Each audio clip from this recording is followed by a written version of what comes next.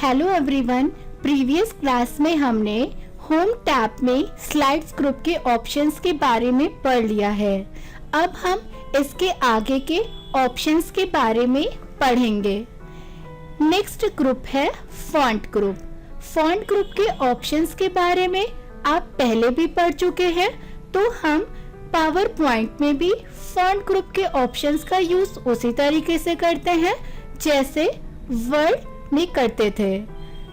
Font group के options का use करके हम अपने कंटेंट्स में फॉर्मेटिंग अप्लाई कर सकते हैं, जैसे हमें उसकी राइटिंग स्टाइल क्या रखनी है, साइज कैसा रखना है, मतलब हम अपने कंटेंट का फॉर्मेट सेट कर सकते हैं। तो आइए हम देखते हैं कि किस तरीके से हम फॉन्ट ग्रुप के ऑप्शंस का यूज करते हैं। वैसे आपने पहले पढ़ रखा है, तो आप इनको अच्छे से चलाकर देख लीजिएगा। जैसे मैंने यहाँ पर अपने इस वर्ड की फॉर्मेटिंग करनी है, तो अगर हम इस पे फॉर्मेटिंग अप्लाई करना चाहते हैं तो हम पहले सेलेक्ट करेंगे। यहाँ पे हमें फॉन्ट दे रखे हैं, फॉन्ट में जाकर जो भी राइटिंग स्टाइल लेनी है वो हम ले सकते हैं। उसके लिए यहाँ पर हमें क्लिक करना होगा, क्लिक करके अपने फॉन्ट को सेलेक्ट करना होगा। नेक्स्ट, जैसे यहाँ पर अब अलग अलग हमें यहाँ पे फॉर्मेट शो कर रहे हैं, तो जिस भी फॉर्मेट में आपको फॉन्ट रखना होगा उस पर आकर क्लिक कर देंगे। नेक्स्ट, यहाँ से हम फॉन्ट साइज सेट कर सकते हैं कि हमें फॉन्ट का साइज कितना रखना है। तो पहले सिलेक्शन लेंगे, सिलेक्शन लेने के बाद ऑप्शन में जाएंगे। अब जितना भी साइज रखना होगा आकर उस साइज पर क्लिक कर देंगे। यहाँ पे हमें इंक्रीज फॉन्ट साइज का ऑप्शन मिल रहा है, इस पर क्लिक करके हम अपने फॉन्ट साइज को बढ़ा सकते हैं। यहाँ पे डिक्रीज फॉन्ट साइज पर क्लिक करके फॉन्ट साइज कम कर सकते हैं।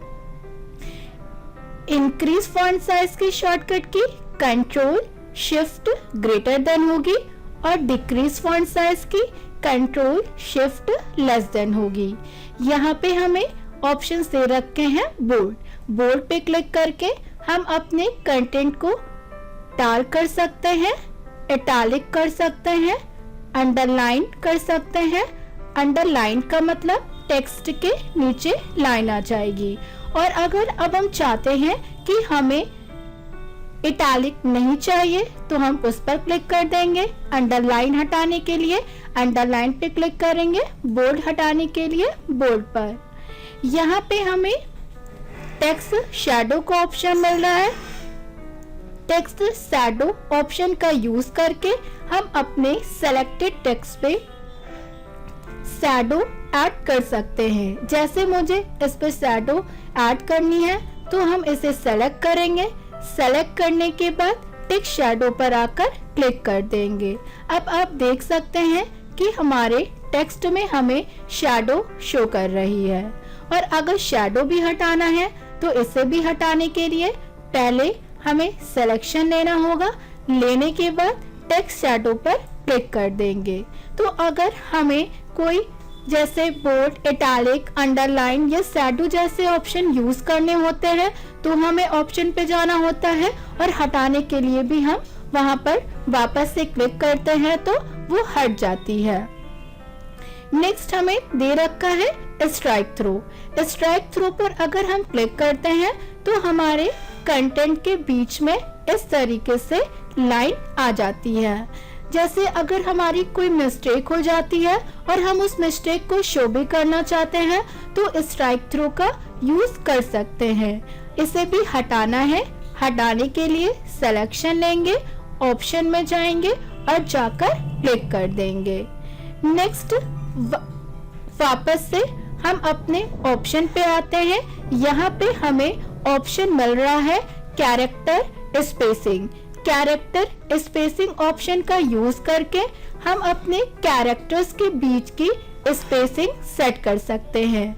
जैसे यहाँ पर प्रेजेंटेशन वर्ड लिखा हुआ है, अब इस वर्ड के जो कैरेक्टर्स है उनके बीच की अगर हमें स्पेसिंग एडजस्ट करनी है तो स्पेसिंग एडजस्ट करने के लिए पहले सिलेक्शन लेंगे, सिलेक्शन लेने के बाद यहाँ पर ऑप्शन में जाएंगे। यहाँ पर ऑप्शन मिल रहा है वेरी टाइट। वेरी टाइट पे अगर हम क्लिक करते हैं तो कैरेक्टर्स के बीच की स्पेसिंग्स बहुत कम हो जाती है। अब आप देख सकते हैं कि सभी कैरेक्टर्स के बीच की स्पेसिंग काफी पहले से कम हो गई है। नेक्स्ट हम वापस से ऑप्शन में आएंगे, अपने वर्ड को सेलेक्ट करेंगे, ऑप्शन में जाएंगे, यहाँ पर टाइट करते हैं तो अब थोड़ी से स्पेसिंग कैरेक्टर्स के बीच में बढ़ गई। नॉर्मल स्पेसिंग चाहिए, लूज से क्लिक जाते हैं तो और भी स्पेसिंग बढ़ जाती है कैरेक्टर्स के बीच की, और अगर वेरी लूज पे क्लिक करते हैं तो कैरेक्टर्स के बीच की स्पेसिंग और भी इंक्रीज हो जाती है। तो आप कैरेक्टर स्पेसिंग ऑप्शन का यूज करके वर्ड्स के जो कैरेक्टर्स हैं उनके बीच की स्पेसिंग को सेट कर सकते हैं। नेक्स्ट यहाँ पर दे रखा है चेंज केस। इन ऑप्शन के बारे में भी आप पहले पढ़ चुके हैं। जैसे मैंने यहाँ पर अपने इस कंटेंट को सेलेक्ट किया, सेलेक्ट करने के बाद हम अगर यहाँ पर चेंज केस पे जाएंगे तो अपने कंटेंट को अपर केस या लोअर केस में चेंज कर सकते हैं। जैसे सेंटेंस केस करते हैं तो जो हमारा पैराग्राफ का फर्स्ट वर्ड का फर्स्ट लेटर होता है वो कैपिटल होते हैं, बाकी सारे स्मॉल। नेक्स्ट लोअर केस करते हैं तो सेलेक्टेड कंटेंट जितना भी होता है वो सारे स्मॉल अल्फाबेट में शो करते हैं। अपर केस करते हैं तो सभी कैपिटल लेटर में हो जाएंगे। और अगर कैपिटलाइज ईच वर्ड करेंगे तो जितने भी वर्ड हैं उनका फर्स्ट लेटर कैपिटल होगा, बाकी सारे स्मॉल। और अगर टॉगल केस करते हैं तो हर वर्ड का फर्स्ट लेटर स्मॉल होगा, बाकी कैपिटल। तो यहाँ पे हमें डिफरेंट टाइप से केसेस दे रखे हैं। आपको जो भी केस में काम करना हो वो आप यहाँ से सेट कर सकते हैं। अगर हमें नॉर्मली काम करना होता है तो हम सेंटेंस केस का यूज करते हैं। यहाँ पे हमें फॉन्ट कलर का ऑप्शन मिल रहा है, तो यहाँ से आप अपने टेक्स्ट को जो भी कलर देना चाहते हैं वो कलर यहाँ से दे सकते हैं। और अगर टेक्स्ट से कलर हटाना होता है तो हटाने के लिए यहाँ पे जाते हैं और यहाँ पर ब्लैक कलर पे क्लिक कर देंगे। नेक्स्ट ऑप्शन दे रखा है क्लियर और फॉर्मेटिंग। इस ऑप्शन का यूज करके हम अपने सेलेक्टेड कंटेंट से एक बार में ही सारी फॉर्मेटिंग हटा सकते हैं। जैसे मैंने इसे सेलेक्ट किया और यहाँ पर कुछ फॉर्मेटिंग अप्लाई कर दी। जैसे मैंने इसका फॉन्ट कलर चेंज कर दिया, इसे इटैलिक कर दिया, बोल्ड करके इसमें मैंने शैडो लगा दी। अब अगर हमें इसमें से हम चाहते हैं कि हमें कोई भी फॉर्मेटिंग नहीं चाहिए, जैसे मैंने इसे बोल्ड किया, इटैलिक किया, इसमें शैडो दी, ये हटाना है, तो ऐसे हमें एक एक करके इन ऑप्शंस पे क्लिक करना होगा। लेकिन हम बार बार सारे ऑप्शंस का पर नहीं जाना चाहते तो हम अपने कंटेंट को सेलेक्ट करेंगे और यहाँ पर आकर क्लियर ऑल फॉर्मेटिंग पर क्लिक कर देंगे। क्लियर ऑल फॉर्मेटिंग पर क्लिक करते ही एक बार में ही जितनी भी फॉर्मेटिंग हमने अप्लाई कर रखी होगी वो सारी की सारी रिमूव हो जाएगी। नेक्स्ट ग्रुप हमें यहाँ पर पैराग्राफ का दे रखा है। पैराग्राफ ग्रुप के ऑप्शंस का यूज भी हम पहले पढ़ चुके हैं कि किस तरीके से हम पैराग्राफ ग्रुप्स के ऑप्शन का यूज करते हैं। उसी तरीके से हम अपनी प्रेजेंटेशन क्रिएट करते टाइम भी इन ऑप्शन का यूज वैसे ही कर सकते हैं। जैसे यहाँ पे अलाइनमेंट्स मिल रहे हैं कि आपको स्लाइड्स में काम कहाँ से करना है, मतलब लेफ्ट अलाइनमेंट पे क्लिक करते हैं तो काम लेफ्ट से होगा, सेंटर से करना है, राइट से करना है, या जस्टिफाई पे अगर हम क्लिक करते हैं तो हमारा काम इक्वली बोथ साइड से आकर एडजस्ट हो जाता है। यहाँ पे हमें बुलेट्स के ऑप्शन मिल रहे हैं, यहाँ पर आकर हम क्लिक करेंगे, डिफरेंट टाइप के बुलेट्स मिल रहे हैं। अगर हम बुलेट्स लगाना चाहते हैं, बुलेट्स वाइज काम करना चाहते हैं तो बुलेट भी लगा सकते हैं।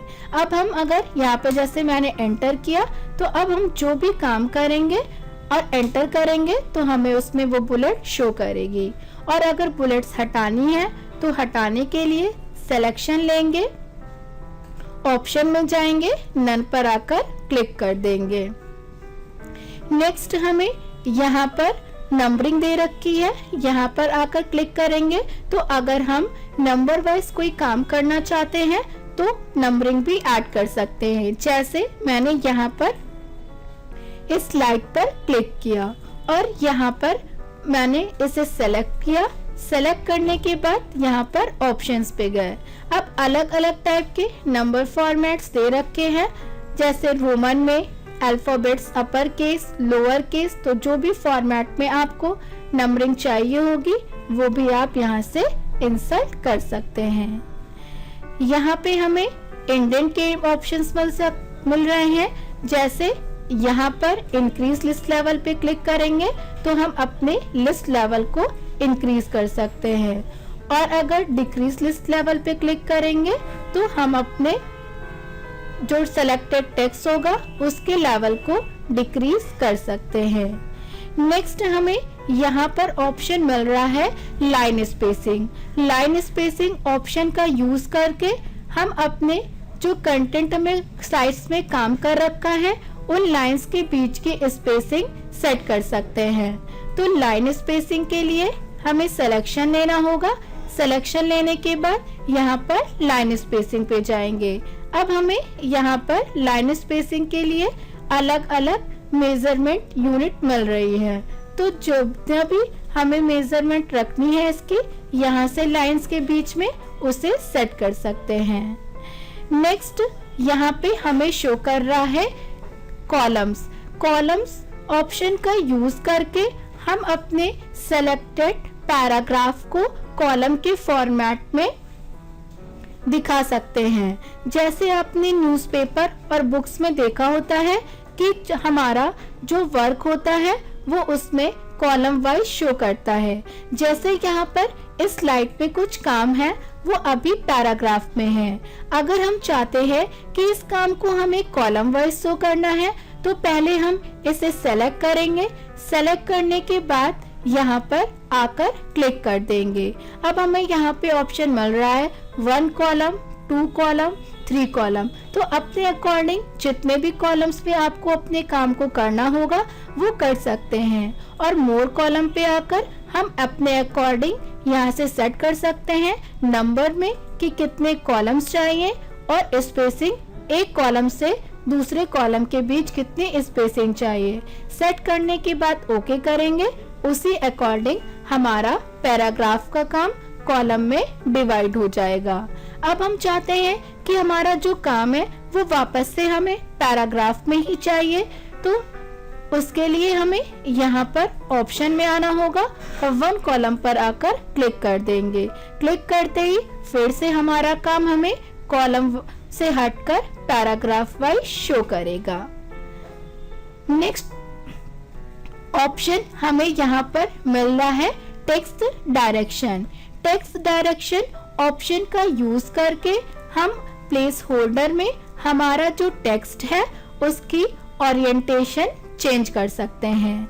जैसे मैंने यहाँ पर इस स्लाइड पर सेलेक्ट किया। सेलेक्ट करने के बाद मैंने यहाँ पर आकर क्लिक किया। क्लिक करने के बाद यहाँ पर आए टेक्स्ट डायरेक्शन पर। अभी हमारा यहाँ पर जो कंटेंट है वो हॉरिजॉन्टल ओरिएंटेशन में शो कर रहा है। अब अगर रोटेट ऑल टेक्स्ट 90 डिग्री पे करेंगे तो हम अपने टेक्स्ट की ओरिएंटेशन को रोटेट कर सकते हैं 90 डिग्री में, और अगर रोटेट ऑल टेक्स्ट 270 डिग्री में करते हैं तो हमारा सेलेक्टेड कंटेंट 270 डिग्री में हो जाएगा। और अगर इसी तरह स्टैक्ड का यूज करते हैं तो इस तरीके से हमारी स्लाइड में हमें काम शो करेगा।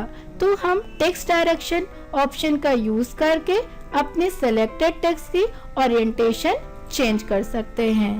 अब अगर हम नॉर्मल अपना टेक्स्ट को स्लाइड्स पे दिखाना चाहते हैं तो इसके लिए टेक्स्ट डायरेक्शन पर जाएंगे और हॉरिजॉन्टल पर जाकर क्लिक कर देंगे। नेक्स्ट हमें यहाँ पर अलाइन टेक्स्ट का ऑप्शन मिल रहा है। अलाइन टेक्स्ट ऑप्शन का यूज करके हम अपने टेक्स्ट की अलाइनमेंट सेट कर सकते हैं कि हमें टेक्स्ट प्लेस होल्डर के टॉप में चाहिए, सेंटर में चाहिए या बॉटम में चाहिए। जैसे मैंने अभी यहाँ पर इस प्लेस होल्डर पे क्लिक किया और यहाँ पे आएंगे, टॉप करते हैं तो हमारा वर्क टॉप में शो करेगा। मिडिल पे क्लिक करके हम अपने कंटेंट को टेक्स्ट बॉक्स से मिडिल में शो करा सकते हैं, और अगर बॉटम पे क्लिक करते हैं तो हमारा बॉटम में वो काम शिफ्ट हो जाएगा। जैसे मैंने यहाँ पर एक स्लाइड ली, स्लाइड लेने के बाद मैंने यहाँ पर एक हेडिंग डाली। अब हमें इसे अलाइन करना है इस प्लेस होल्डर के अंदर, तो हम यहाँ पर क्लिक करेंगे। क्लिक करने के बाद अलाइन टेक्स्ट पे जाएंगे। जैसे अभी टॉप पर मैंने क्लिक किया तो अभी जो हमारा कंटेंट है वो टॉप में शो कर रहा है, और अगर हम यहाँ पे आकर मिडिल पे क्लिक करेंगे तो जो टेक्स्ट होगा वो प्लेस होल्डर के मिडिल में शो करेगा। नेक्स्ट अगर हम वापस से यहाँ पर आएंगे, बॉटम पे क्लिक करेंगे तो जो टेक्स्ट होगा वो प्लेस होल्डर के बॉटम में शो करेगा। तो अलाइन टेक्स्ट ऑप्शन का यूज करके हम ये सेट कर सकते हैं कि जो प्लेस होल्डर में हमारा टेक्स्ट है वो हमें कहाँ पे चाहिए, प्लेस होल्डर के टॉप में चाहिए, सेंटर में चाहिए या फिर बॉटम में चाहिए। नेक्स्ट ऑप्शन दे रखा है convert to smart art. Convert to smart art option का यूज करके हम अपने सेलेक्टेड कंटेंट को स्मार्ट आर्ट ग्राफिक्स के फॉर्म में कन्वर्ट कर सकते हैं। जैसे मैंने यहाँ पर क्लिक किया, क्लिक करने के बाद यहाँ पर मैंने कुछ काम कर रखा है। अब हम चाहते हैं कि हमारा जो ये काम अभी स्लाइड पे हमें इस तरीके से टेक्स्ट के फॉर्मेट में शो कर रहा है, उससे ग्राफिक के फॉर्म में यानी कि स्मार्ट आर्ट में कन्वर्ट करना है। तो उसके लिए हम इसका सिलेक्शन लेंगे। सिलेक्शन लेने के बाद कन्वर्ट टू स्मार्ट आर्ट पर क्लिक कर देंगे। अब हमें यहाँ पर डिफरेंट टाइप के स्मार्ट आर्ट ग्राफिक शो कर रहे हैं। आपको जिस भी फॉर्मेट में अपने कंटेंट को चेंज करना होगा स्मार्ट आर्ट ग्राफिक के फॉर्म में, उस फॉर्मेट पे जाकर क्लिक कर देंगे। जैसे आपने बुक्स वगैरह में देखा होगा कि जो कंटेंट होता है वो हमें हेडिंग वाइज शो करता है और कभी-कभी डायग्राम के फॉर्म में भी शो करता है। तो हम यहाँ से होम टैब के convert to smart art option का यूज करके अपने सेलेक्टेड कंटेंट को स्मार्ट आर्ट ग्राफिक में कन्वर्ट कर सकते हैं। इस पर क्लिक करते ही आपको डिजाइन और फॉर्मेट का ऑप्शन मिल जाएगा। इनके बारे में आप वर्ल्ड 2016 में पढ़ चुके हैं, तो आप इन ऑप्शंस के अच्छे से चलाकर देख लीजिएगा कि डिजाइन ऑप्शन का यूज करके हम अपने डायग्राम में और भी शेप ऐड कर सकते हैं, उसको अरेंज कर सकते हैं, कलर वगैरह चेंज कर सकते हैं। तो आप इन ऑप्शंस को पढ़ लीजिएगा। नेक्स्ट अगर हम वापस से अपने होम टैब पे आते हैं, अब हमने यहाँ पर पैराग्राफ ग्रुप के ऑप्शंस के बारे में भी पढ़ लिया है। नेक्स्ट जो हमें ग्रुप मिल रहा है वो है ड्राइंग, और उसके बाद जो नेक्स्ट है वो है एडिटिंग। हम ड्राइंग्स और एडिटिंग ग्रुप्स के ऑप्शंस के बारे में भी पहले पढ़ चुके हैं, तो आप इन्हें भी चलाकर देख लीजिएगा। जैसे यहाँ पर ड्राइंग में हमें शेप्स मिल रहे हैं, तो अगर आप अपनी स्लाइड में कोई शेप ऐड करना चाहते हैं तो आप यहाँ से जो भी शेप वगैरह लेना चाहते हैं वो शेप आकर ड्रॉ कर सकते हैं। शेप को ड्रॉ करते ही फॉर्मेट का ऑप्शन मिल जाएगा। अब आप अपने इस शेप में फॉर्मेटिंग भी अप्लाई कर सकते हैं। जैसे अगर आपको शेप में स्टाइल देनी है, शेप के अंदर आपको कोई भी कलर है, पिक्चर है, ग्रेडियंट है या टेक्सचर है फिल कराना है, आप ये सब फिल कर सकते हैं। आउटलाइन की सेटिंग कर सकते हैं, आउटलाइन में आप कलर दे सकते हैं। ये नेक्स्ट यहाँ पर आउटलाइन की वेट कितना रखना है, डैशेस के फॉर्मेट में, ये सारी सेटिंग भी आप उसी तरीके से इसमें भी कर सकते हैं जैसे वर्ड में करते थे। हम यहाँ पर वापस से होम टैब पे आएंगे। यहाँ पे हमें अरेंज का ऑप्शन दे रखा है, यहाँ पे क्विक स्टाइल्स। तो ये सारे ऑप्शंस के बारे में हम पहले ही पढ़ चुके हैं, तो आप इन्हें चला के देख लीजिएगा। अरेंज में जैसे हमें यहाँ पे ऑप्शन दे रखा है bring to front, send to back, ठीक है। तो इनका हम यूज कब करते थे, जब हमें हमारे पास मल्टीपल शेप्स होते थे और उन शेप्स की पोजीशन को चेंज करना होता था। ग्रुप ऑप्शन का यूज करके हम अपने सेलेक्टेड शेप को ग्रुप के फॉर्म में कन्वर्ट कर सकते हैं और अनग्रुप का ऑप्शन का यूज करके हम उन्हें वापस से आकर अनग्रुप कर सकते हैं और रीग्रुप से वापस से ग्रुप में। तो आप इन सारे ऑप्शंस को यूज जानते हैं, आप उन्हें भी इसी तरीके से चला के देखिएगा। नेक्स्ट हमें यहाँ पे फाइंड, सेलेक्ट और रिप्लेस का ऑप्शन मिल रहा है, इससे भी आप चलाकर देख लीजिएगा। जैसे फाइंड ऑप्शन का यूज करके हम किसी वर्ड को फाइंड कर सकते हैं, रिप्लेस का यूज करके किसी वर्ड को बदलकर उसकी जगह पर कोई दूसरा वर्ड रख सकते हैं, और सेलेक्ट ऑप्शन में जाकर अगर हम सेलेक्ट ऑल करते हैं तो एक पेज पर जितना भी काम होता है वो सारा सेलेक्ट हो जाता है। सेलेक्ट ऑब्जेक्ट का यूज करके हम शेप्स को सेलेक्ट कर सकते हैं, ऑब्जेक्ट्स को सेलेक्ट कर सकते हैं, और सिलेक्शन पेन का यूज करके हम अपने ऑब्जेक्ट को शो या हाइड कर सकते हैं।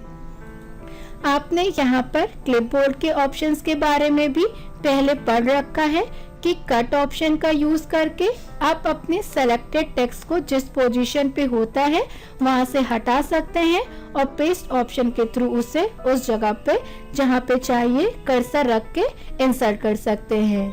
जैसे मैंने यहाँ पर ये कीबोर्ड लिखा हुआ है, ये यहाँ पर मुझे नहीं चाहिए, किसी दूसरी जगह चाहिए, तो हम उस वर्ड को सेलेक्ट करेंगे और जाकर कट पे क्लिक कर देंगे।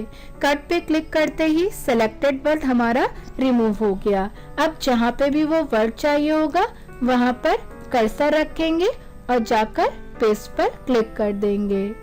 Next copy. कॉपी का यूज हम तब करते हैं जब हमें सिलेक्टेड कंटेंट जहाँ पर होता है वहाँ पर भी चाहिए होता है और किसी दूसरी जगह भी। जैसे अभी मैंने यहाँ पर कीबोर्ड लिखा हुआ है, इसे सेलेक्ट किया और आकर कॉपी पर क्लिक कर देंगे। अब मैंने इसे कॉपी कर लिया। अब ये वर्ड आपने देखा कि हटा नहीं, जहां पर भी अब ये वर्ड चाहिए होगा वहां पर जाकर कर्सर रखेंगे और पेस्ट पर जाकर क्लिक कर देंगे। तो अगर कट पेस्ट करते हैं तो हम अपने सेलेक्टेड वर्ड को हटाकर किसी दूसरी जगह पे शिफ्ट कर सकते हैं, और अगर कॉपी पेस्ट करते हैं तो सेलेक्टेड कंटेंट जिस जगह पे होता है वहां पे भी रहता है और पेस्ट ऑप्शन का यूज करके उसे दूसरी जगह पर भी इंसर्ट कर सकते हैं। हमें यहाँ पर पेस्ट स्पेशल के ऑप्शन दे रखे हैं, इनका भी यूज हम उसी तरीके से करेंगे जैसे हम वर्ड में करते थे। नेक्स्ट हमें यहाँ पर फॉर्मेट पेंटर दे रखा है। फॉर्मेट पेंटर ऑप्शन का यूज करके हम सेम फॉर्मेट को दूसरी जगह पे भी अप्लाई कर सकते हैं। जैसे मैंने यहाँ पर इस वर्ड को सेलेक्ट किया, सेलेक्ट करने के बाद मैंने इस पे कुछ फॉर्मेटिंग की, जैसे इसमें शैडो लगा दी, यहाँ पर आए और इसका टेक्स्ट कलर चेंज कर दिया। अब हम चाहते हैं कि जो फॉर्मेट में हमने यहाँ पर काम किया है इसी फॉर्मेट पे हमें दूसरी जगह भी काम करना है। तो हमें जिस फॉर्मेट में दूसरी जगह काम करना है उस फॉर्मेट पे जाकर क्लिक करेंगे।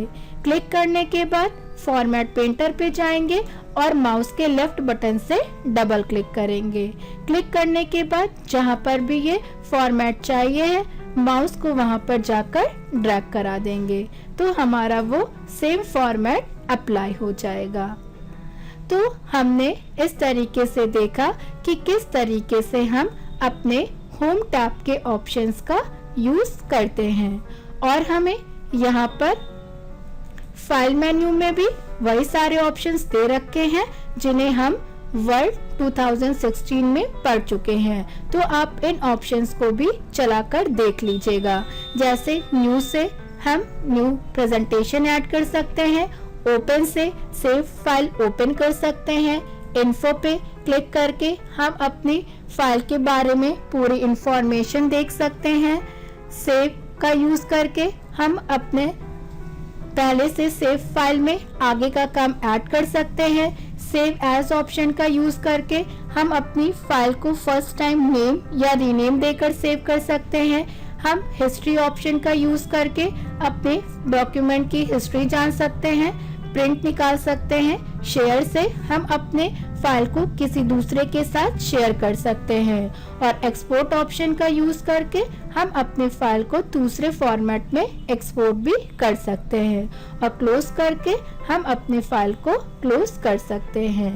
हम वापस से अपने नॉर्मल व्यू में आना चाहते हैं तो यहाँ पर आकर क्लिक कर देंगे। तो अब हमने आज होम टैब के सारे ऑप्शंस को कंप्लीट कर लिया है।